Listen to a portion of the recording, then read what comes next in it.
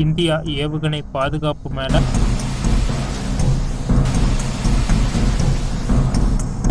பாகிஸ்தான் தவறான நம்பிக்கை வச்சிருக்காங்க. இதை பற்றி தாங்க இந்த வீடியோவில் பார்க்க போகிறோம். வாங்க வீடியோக்குள்ளே போகலாம்.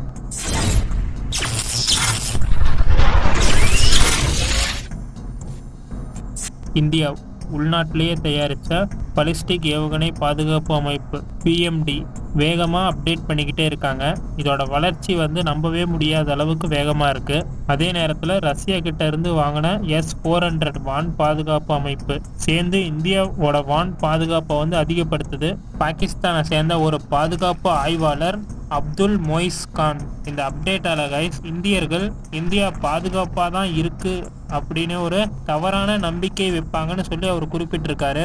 இந்தியாவால் பாகிஸ்தானோட அணு ஆயுதங்களை தடுக்க முடியாதுன்னு இந்தியா வான் பாதுகாப்பு அமைப்புகள் மேல தவறான நம்பிக்கை வச்சிருக்காங்கன்னு அவர் குறிப்பிட்டிருக்காரு. எப்பயுமே பாகிஸ்தானில் இருக்கிற ஆய்வாளர்கள் அவங்கள விட்டு கொடுக்க மாட்டாங்க.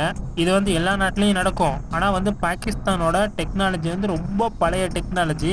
இப்படி இருந்தும் நம்மளோட டெக்னாலஜி அவங்க குத்தம் சொல்லிக்கிட்டு தான் இருப்பாங்க. பதில் கொடுக்குற மாதிரி இந்தியாவோட பாதுகாப்பு ஆய்வாளர் ஒருத்தர் பேசியிருக்காரு. ரனேஷ் ராஜன் இதை கடுமையாக எதிர்த்து பேசியிருக்காரு. பாகிஸ்தானோட ஏவுகணை தொழில்நுட்பம்ங்கிறது ரொம்ப பழசன்னும் சீனா வடகொரியா கிட்ட இருந்து வாங்கினது தான் பாகிஸ்தானோட ஏவுகணை வடிவமைப்பு.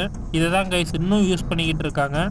பழைய ஏவுகணைகள் கிட்ட துல்லியத்தன்மைங்கிறது கம்மியாக தான் கைஸ் இருக்கும். இந்த மாதிரி ஒரு ஏவுகணைகளை வச்சுக்கிட்டு எப்படி ரஷ்யாவோட S-400யும் நம்ம BMDயும் குறை சொல்கிறாங்கன்னு தெரியல கைஸ். இப்போ கைஸ் இந்தியாவோட BMDயை பற்றி பார்க்கலாம். இந்தியாவோட BMD 3 ஃபேஸாக பிரிச்சிருக்காங்க. ஃபர்ஸ்ட் ஃபேஸில் 2000 கிலோமீட்டர் வரைக்கும் ஏவுகணைகளை இன்டர்செப்ட் பண்ண முடியும். செகண்ட் ஃபேஸில் 5000 கிலோமீட்டர் வரைக்கும் வர்ற ஏவுகணைகளை இன்டர்செப்ட் பண்ண முடியும்.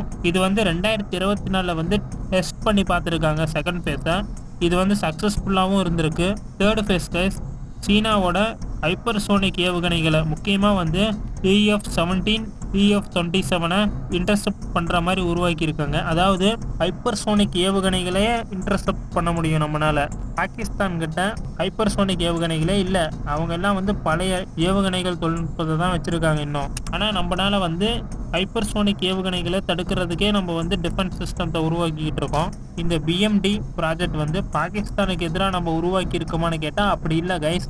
இதை பாகிஸ்தானுக்கு எதிராக நம்ம உருவாக்கி இருந்தோம்னா ஃபர்ஸ்ட் ஃபேஸை வச்சுட்டு நம்மளால் பாகிஸ்தானை தடுத்திருக்க முடியும். ஆனால் இது சீனாவோட ஹைப்பர்சோனிக் ஏவுகணைகளை தடுக்கிறதுக்காகவே இதை உருவாக்கியிருக்காங்க.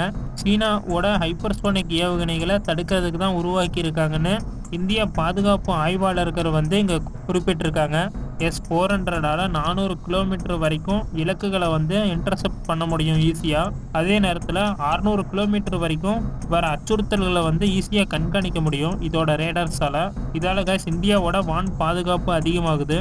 இப்போ இருக்கிற உக்ரைன் ரஷ்யா வாரில் கைஸ் அதிகமாக S-400 யூஸ் பண்ணியிருக்காங்க. இதோட சக்ஸஸ் ரேட்டும் ரொம்ப அதிகமாக இருந்திருக்கு.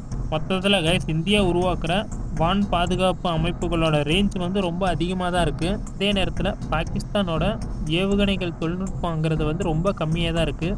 அதோட திறனும் கம்மியாக தான் இருக்குது. இந்த ஏவுகணைகளை வச்சுக்கிட்டு கைஸ் நம்மளை அவங்க அடிக்கவே முடியாது. அப்படியே அடிக்க நினைச்சாலும் அதை நம்ம ஈஸியாக இன்டர்செப்ட் பண்ணிடலாம்.